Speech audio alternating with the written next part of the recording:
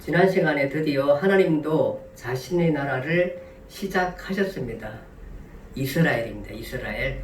물론 세상 나라는 니무롯을 중심으로 흘러갈 것입니다. 꼭 니무롯이 아니더라도 사람들은 하나님 없는 나라를 세우고 법도 만들고 나름 문화도 일으키고 종교도 만들고 하면서 흘러갈 것입니다. 다만 창조주를 모르고 살아갑니다.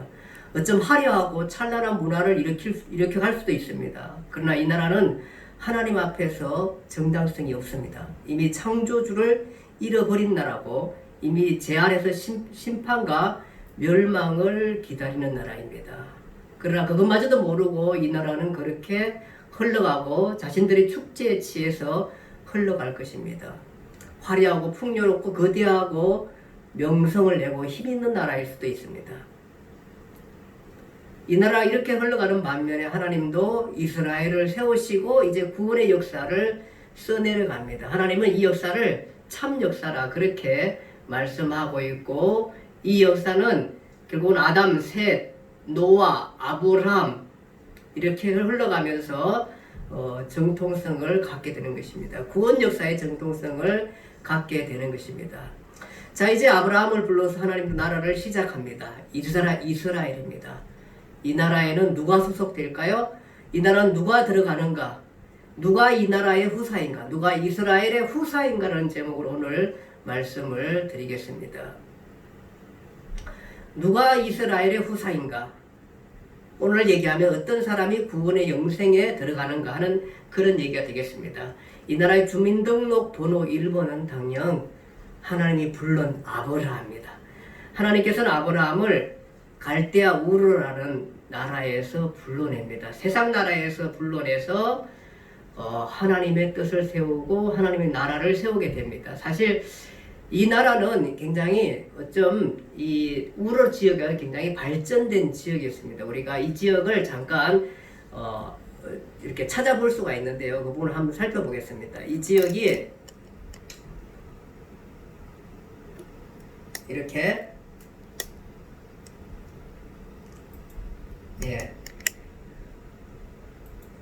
이게 이제 지구라트라는 거예요. 지구라트. 아브라함 시대의 지구라트 같은데 이게 신전 같아요. 신전.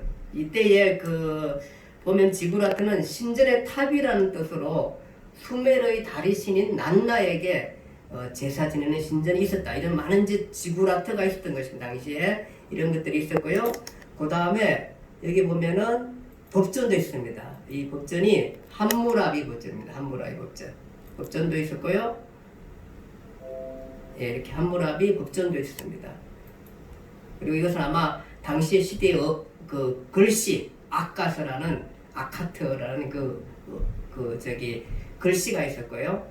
이렇게 당시 가장 많이 사용되는 놀이기구 이런 마치 장기 같죠? 이런 것들 이런 것들도 있었고요. 그러니까 이런 보면은 이런 유물들 이런 것들도 보면서 굉장히 잘 만들어졌고 굉장히 발전된 시대라 이렇게 얘기할 수. 이것이 이제 아브라함이 살던 땅입니다. 그러니까 그리고 여기 보면은 이런 인장, 도장 같은 것들 이런 것들도 있었고요. 어쨌든 이런 것들이 많이 나온 거 보면은 당시에 생활 풍습이나 이런 거 볼 수 있지만 굉장히 이런 그릇들요 발전된 이런 것들 우리가 볼 수 있습니다. 이런 것들요 그릇들 이런 것들이 아브라함 시대에 나왔던 유물들입니다. 그 시대에 나왔던 유물들 이런 것들 굉장히 좋으시죠? 좋고 아주 잘 만들어진 이런 것들도 있고요.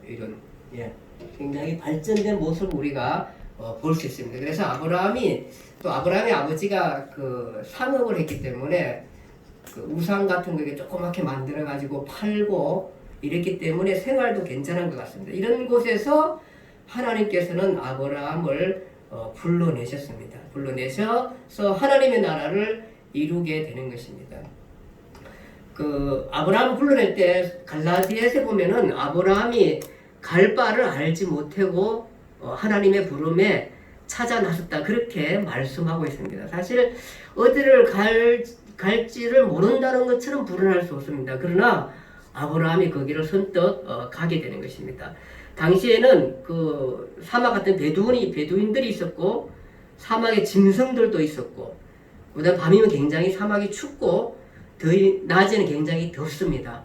이런 모든 것들을 감수하고 아브라함이 하나님의 부름에 응답해서 그 길을 떠나게 되는 것입니다. 이것은 굉장히 큰 믿음이라 그렇게 얘기할 수 있습니다. 사실 막막한 상황에서 길을 떠나는 건 쉽지 않지만 아브라함은 그 모든 것들을 하나님께 맡기고 길을 떠나게 되는 것입니다. 그만큼 하나님을 신뢰했다는 것입니다. 사실 우리 인생이라는 게 답이 그렇게 딱딱 떨어지지 않습니다. 변수가 많은 것이 인생인 것입니다. 어쩜 우리는 불확실하고 불분명한 시대를 살아가는지도 모릅니다. 그럴 때 우리가 의지할 수 있는 분은 인격적이신 하나님, 그분을 붙드는 게 아닐까 생각되어집니다. 아브라함이 그렇게 붙들고 그 길을 떠나게 됐습니다. 이렇게 해서 이제 하나님의 부름에 응답하게 된 것입니다. 그래서 누가 하나님 나라의 후사인가? 그것은 하나님의 부름에 응답한, 믿음을 갖고 하나님의 부름에 응답한 사람이 아닐까, 이런 생각을 하게 되는 것입니다.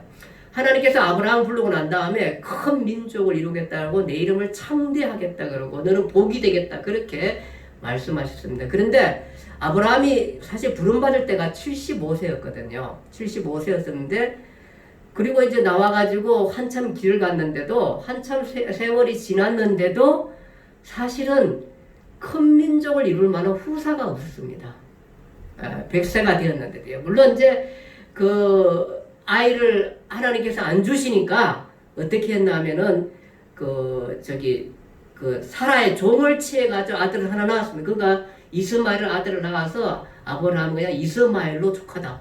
늘 이런 마음을 가졌습니다. 그런가 하면 이제 아브라함이 100세가 됐고 또 사라의 나이가 90세가 되었습니다.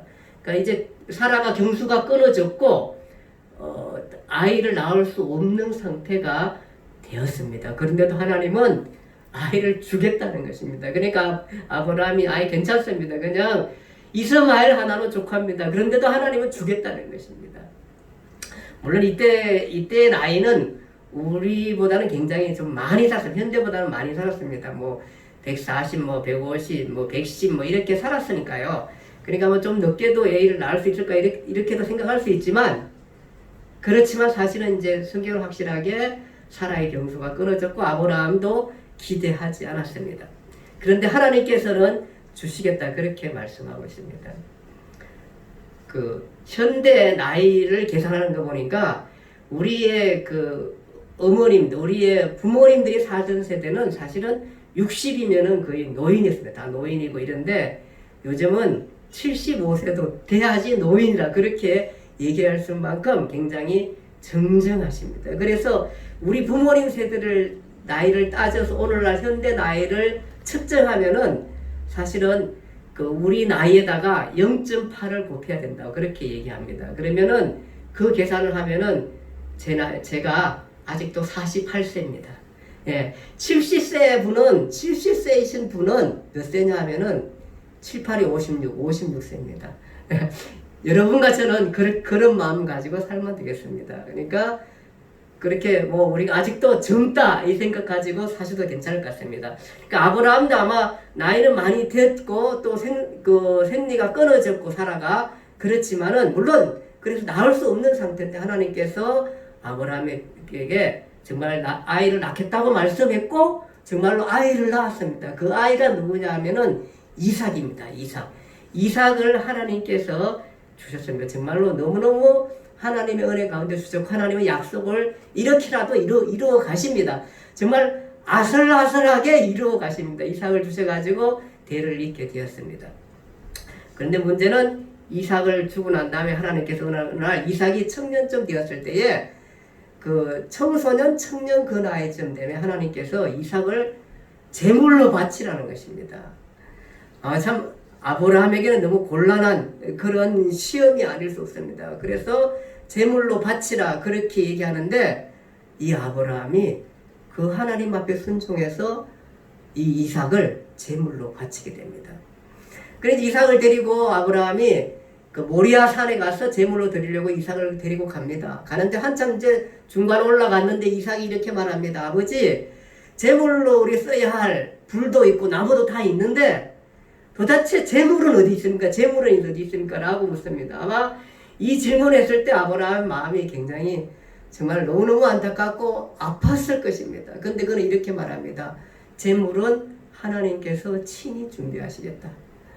그렇게 이삭도 이렇게 해서 따라 올라가게 됩니다. 올라가가지고 이제 재물을 다 벌려놓고 난 다음에 나무를 다 포개놓고 드디어 하나님 말씀대로 100세에 준 그 독자 이삭, 그 이삭을 아브라함이 바치려고 칼로 이삭을 잡으려고 할 때에 이삭이 도망가지 않습니다. 이삭보다 더 급한 사람이 있어 누구냐 하면 하나님입니다. 하나님이 아브라함아 이삭한테 칼을 대지 마라, 손을 대지 마라, 그렇게 급하게 부르십니다. 그러면서 내가 이제라도 정말로 네가 가장 귀한 아들까지도 나한테 바칠 수 있는 그 믿음을 가졌다.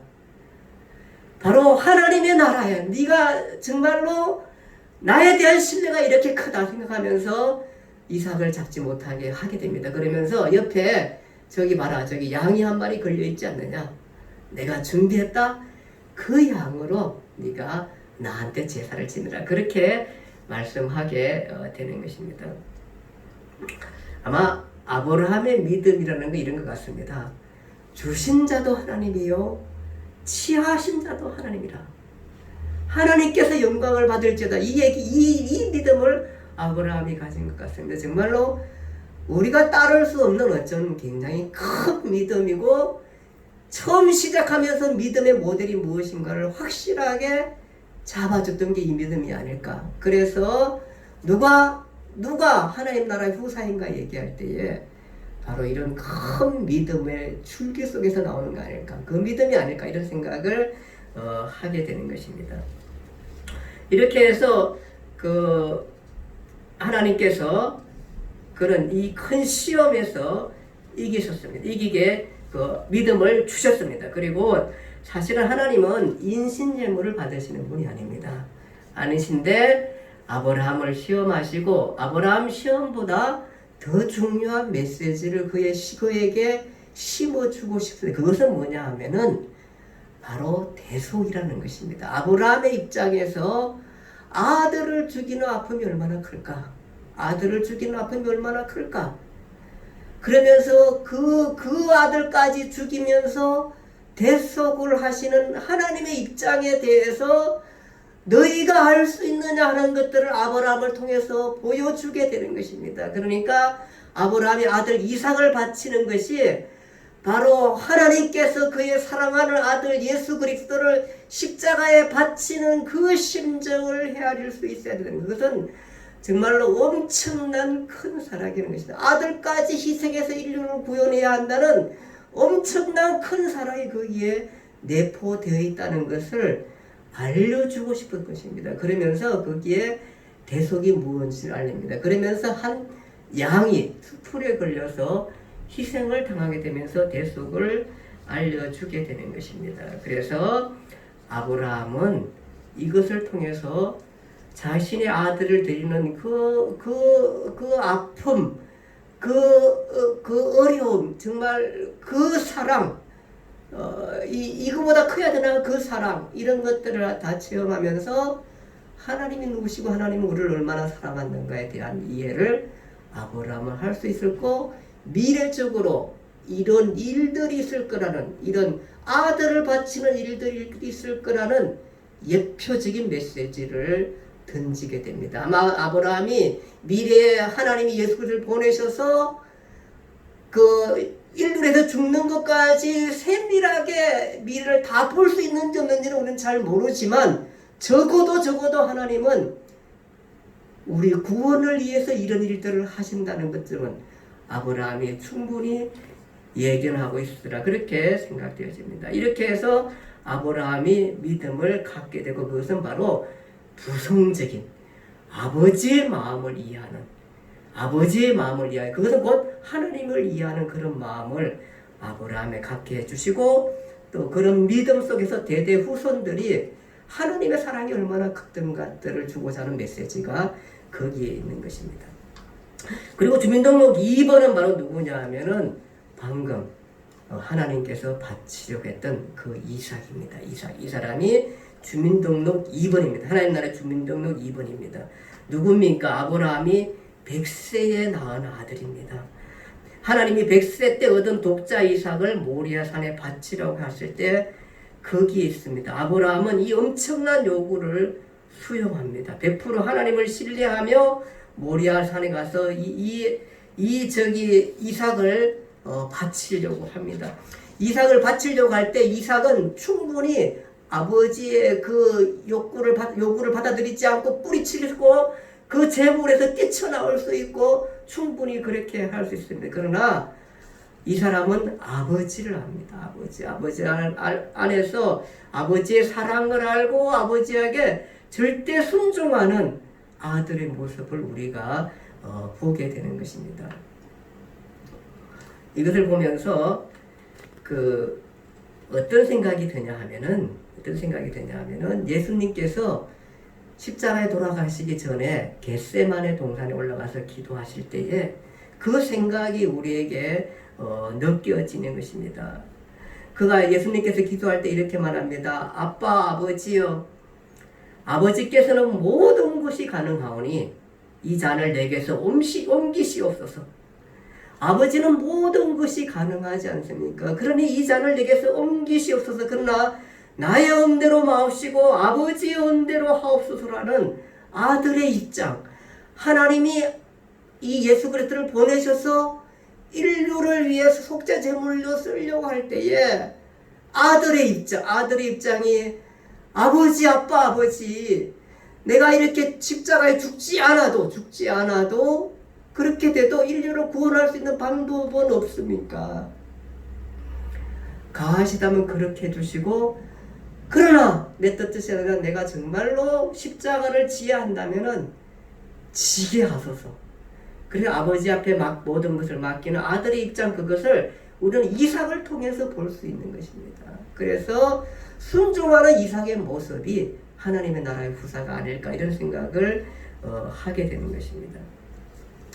그래서 우리가 아버지와 아들의 부성적 하나님, 즉 아버지와 아들과의 관계 속에서 나타나는 하나님을 우리가 여기서 볼 수 있게 되는 것입니다. 그리고 이 아들은 정말로 예수님을 많이 닮았습니다.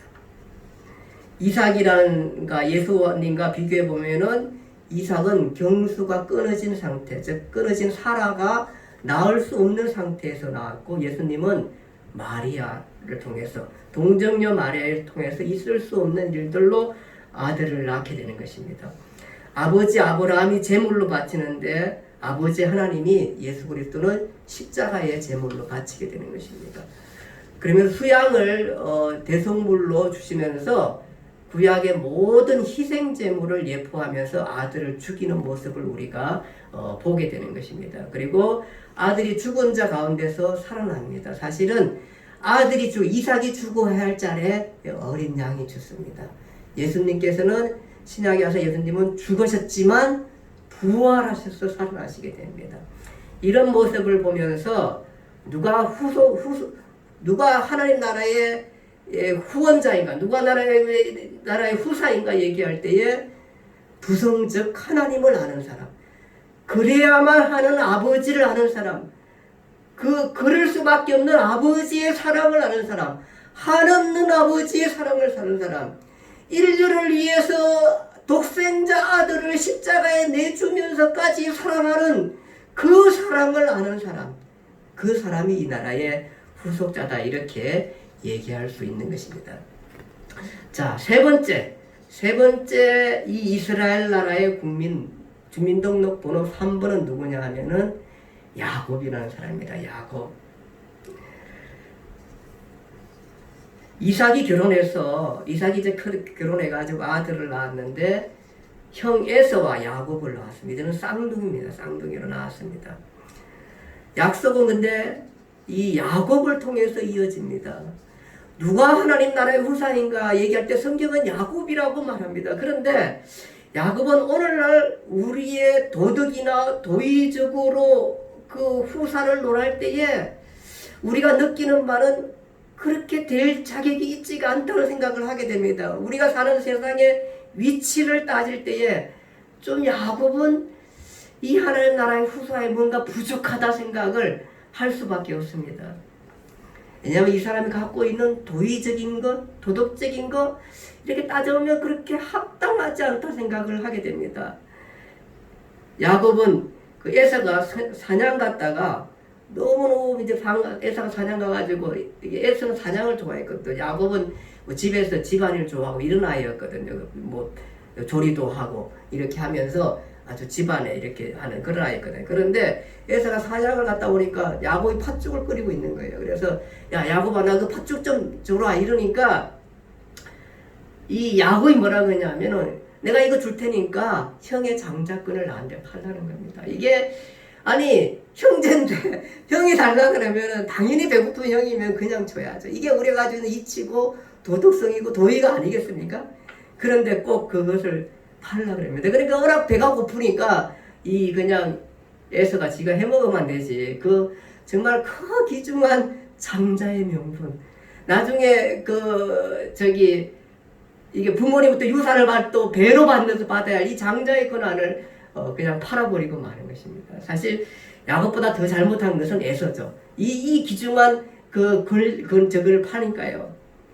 그렇게 해서 형의 그 축복을 그러니까 그 장자의 권한을 가로치게 되고요. 그뿐만 아니라 아버지가 이제 나이가 많아가 이삭이 나이가 많아가 눈도 잘 안 보이고 뭐 이렇게 이제 하나님 나라 갈 때가 다 됐으니까 이 에서를 불러가지고 에서야 너 빨리 가가지고 가서 사냥을 해라. 사냥을 해가 나한테 맛있는 요리를 대접하면 내가 죽기 전에 너한테 충분하게 축복을 하고 주고 이게 이때 당시에는 그 아버지 축복이 그들의 축복이거든요. 그러니까 하나님의 축복이거든요. 그러니까 그 축복을 주겠다 그렇게 해서 에서가 간 사이에 엄마 리브가가 그 소리를 들었거든요. 근데 엄마 리브가는 야곱을 사랑했거든요. 야곱을 사랑하면서 동생 야곱한테 야, 너 형이 지금 사냥을 갔는데 갔다 오면 요리해서 주면은 너 형이 축복을 다 받으니까 네가 빨리 염소를 가서 잡아가지고 내가 요리할 테니 그거 가지고 아버지한테 에서처럼 꾸며가지고 에서 털이 많거든. 그 들어가가지고 너가 축복을 받아라 이렇게 얘기했어요. 사실 어떻게 생각하면은 그렇게 얘기를 해서 정말로 들어가가지고 아버지 이삭이 네가 에서가 맞냐니까 내가 에서 맞습니다. 이래가지고 축복을 받은 사람이 축복을 갖추는 사람이 야곱인 것입니다. 이렇게 생각하면은 이 사람은 도덕적으로 하나님 나라의 주민등록 3번 되기는 사실은 그렇게 좀 쉽지 않습니다. 그런데 또 그렇다고 해가지고 잘 우리가 또 찾아보면은 잘 생각해보면은 이렇게 아주 야곱이 아주 나쁜 놈이라 하기에는 좀 아쉬움이 있어요. 왜냐하면은 사실 에서와 야곱이 쌍둥이로 태어났는데 태어날 때부터 하나님의 약속이 뭐냐 하면은 큰 자가 어린 자를 섬기겠다고 그랬어요. 늦게 나온 자가 아마 나온 것도 싸워가지고 에서가 힘이 세 이겼는지 모르지만 어쨌든 간에 늦게 나온 자가 어쩌면 이런 걸까요? 양보한 자가 어쨌든 쌍도 낮게 나온 자가 오히려 형이 되겠다는 거예요. 큰 자가 어린 자를 섬기겠다 그렇게 말을 했어요. 그러니까 어쩜 형의 축복을 빼앗은 것은 사실 또 이게 우리 생각해 보면은 야곱의 의도와는 엄마의 의도가 커요. 왜냐면 엄마가 그렇게 하자고 야곱한테 제의를 했고 그렇게 했거든요. 왜 이게 엄마가 굉장히 야곱을 사랑했거든요. 근데 그것을 떠나서 어쩜 성경을 잘 보면은 이삭보다 엄마 리브가가 하나님의 뜻에 선명했던 것 같아요. 왜냐하면은 약속이잖아, 약속. 작은 자가 큰 자가 작은 자를 섬기겠다는 약속을 한 거잖아요. 그런 거면 더 하나님의 뜻이 선명하고 이삭은 나이가 들면서 이 선명한 것을 잃어버렸던 거 아닌가 생각도 할 수 있어요. 왜냐하면 하나님의 약속이 있었기 때문에. 어쨌든 이런 것들로 해명해 보면은 야곱 자체가 그렇게 큰 또 잘못한 것 같지도 않은 생각도 좀 들긴 해요. 사실은 뭐 팥죽도 마찬가지고 장자의 명분은 사실은 쥐가 그것만은 안 팔아 임마 이렇게 해서 에서가 안 팔면 된 거거든요. 내가 그냥 해먹으면 되지 뭐 이랬으면 됐는데 그걸 또 팔았거든, 가볍게. 그러니까 가볍게 이긴 게 그건 잘못이 아닐까 생각하게 됩니다. 자, 어쨌든 이런 그 야곱에 대해서 우리가 따져봐도 어쨌든 간에 그래도 어쨌든 후사라고 얘기할 때는 뭔가 부족한 게 있나 이런 생각도 하기도 합니다. 그러나 사실 왜 후사인지 이렇게 질문하면 이래서 우리는 아브라함하고 이삭하고는 뭔가 확실한 뭐가 있는 것 같은데 야곱은 얘기하기가 좀 어렵지만 그러나 우리도 잘 모릅니다. 우리는 잘 모른다 이렇게 하는 것이 낫습니다. 다만 그것은 하나님의 은혜일 뿐이다. 이렇게 받아들이는 게 훨씬 좋습니다. 왜냐 그 이유는 뭐냐 하면은 그 로마서 9장 10절에 13절에 보면은 이렇게 얘기합니다. 그뿐 아니라 또한 리브가가 우리 조상 이삭 한 사람으로 말미암아 임신하였는데 그 자식들이 아직 나지도 아니하고 무슨 선이나 악을 행하지 아니할 때에 택하사 리브가에게 이르시되 큰 자가 어린 자를 섬기리라 하셨나니 기록된 바 내가 야곱을 사랑하고 에서는 미워하였다 하신 것 같으니라. 로마서 9장 21절에 보면은 뭐냐 하면 이렇게 말합니다. 토기장이가 진흙 한 덩어리로 하나는 기이 쓸 것으로 하나는 천이 쓸 것으로 만들 근한이 없겠느냐. 야곱이 주민등록 3번 된 거는 내 근한이다. 나를 신뢰해라. 너네들이 잘 알지 못하는 내 뜻이 그 속에 있는 것이니라. 네가 나의 모든 것을 알 수 있는 게 아니라 그렇게 해주시는 것입니다. 사실 이거 어쩜 정말 잘 맞을 수도 있어요. 우리가 그리스도인 된 거 정말 똑똑해서 굉장히 도덕적이서 굉장히 훌륭해서 엄청난 잘나서 명성이 있어서 된 건 아닙니다. 어쩌면 은총이라 얘기할 수 있습니다. 은혜라 얘기할 수 있습니다. 우리가 야곱에 대해서 잘 모르지만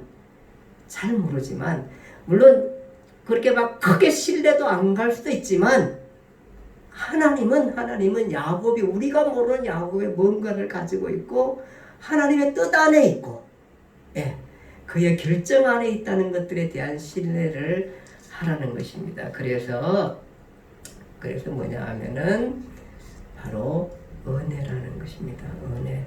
어쩜 우리가 굉장히 잘해가지고 무슨 일들을 잘해가지고 하나님께서 엄청나게 은혜를 주고 축복을 주고 뭐 이런 것 같지만 사실은 꼭 그렇지도 않습니다. 하나님은 우리 가운데 많은 것들을 은혜로 주십니다. 사실 우리 감당하지 못하는 것들을 그것이 은혜인 것입니다. 우리가 우리 인생을 잘 알 수 없습니다. 우리의 인생은 하나님의 절대 주권 속에 있고 우리는 하나님의 은혜를 구하면서 날마다 살아가야 할 사람들입니다. 하나님은 또 이미 우리에게 그런 구원의 역사를 주셨고 그 구원의 역사의 은혜 가운데 우리가 아브라함처럼 큰 믿음이 있었기 때문에 이삭처럼 대단한 순종이 있었기 때문에 하나님의 나라에 들어온 게 아니라 우리가 하나님의 은혜로 그 안에 들어와 있는 거고 이렇게 우리가 삶을 살아가고 있고 우리가 기도하면서 하나님의 뜻을 구하면서 살아갈 수 있는 것이 하나님의 은혜인 것입니다. 앞으로도 여러분과 저의 삶에 하나님의 큰 은혜가 임해서 우리가 영적으로 강건하고 물질적으로도 풍요하고 또 행복하고 건강하고 그런 풍성한 삶을 살았으면 합니다.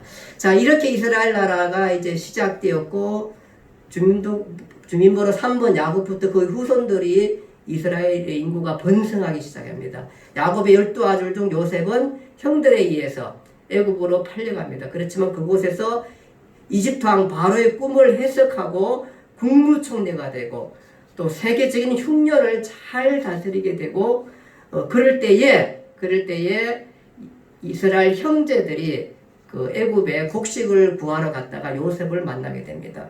결국 아버지와 모든 형제들이 요셉으로 인하여서 당시에 곡식이 넉넉한 애굽에서 살게 되는 것입니다. 그 넉넉했던 것은 요셉의 덕택인 것입니다. 애굽도요.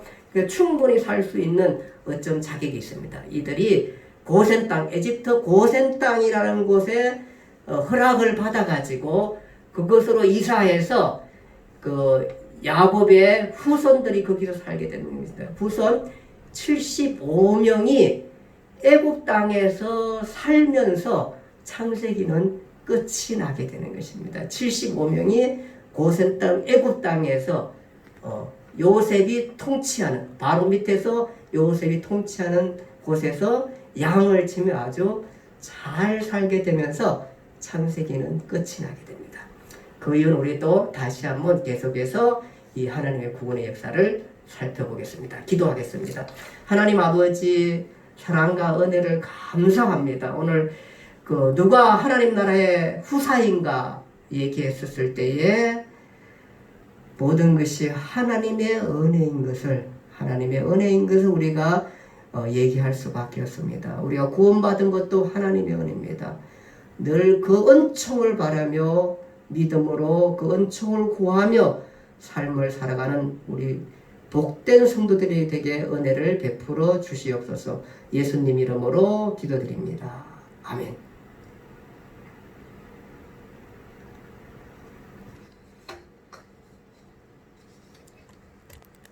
수고하셨습니다.